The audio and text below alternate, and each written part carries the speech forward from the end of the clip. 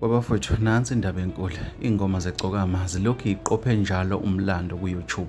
Lapha ke kuma trending song njengoba ke zisalandelana ke njengoba ke zintathu ke lapha ke ezilandelanayo.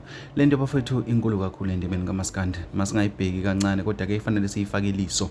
Ulokhu atrend njalo umthandeni. Ingoma yokuqala ethi ke 24/7 isahlele kunombolo 1 kuzoba ingoma yesibili ke ethi ke lapha ke uFrancid isahlele futhi kunombolo we-2 kuzoba futhi ke enye ke ingoma yakhe ke yesithathu ke ethi ke umhobholo ke lapha ke nayo isahlele ke unombolo ke 3 okuyinto bafowethu le engayikaze ijwayeleke emculweni kaMaskandi noma ke engajwayelekile ukwenzeka endimeni kaMaskandi ke ukuthi umculi ke ethi ekhiphile ke ingoma yakhe ke ihlala isikhathi eside ilokhu itrendile. Sikhumbule ke kuyakwenzeka ke kuyiGush kwenzeka futhi na kuyiParis kwenzeka njengoba ke sekuphinda kubuya ke ngale EP ayidedelile umthandeni ke lapha ke uFrancid njengoba nakhona ke kuyenzeka futhi ke namanje. Lento bafowethu ke isho olukhulu ke endimeni kaMaskandi ke uma uyibhekisisa ngeso ke likaMaskandi.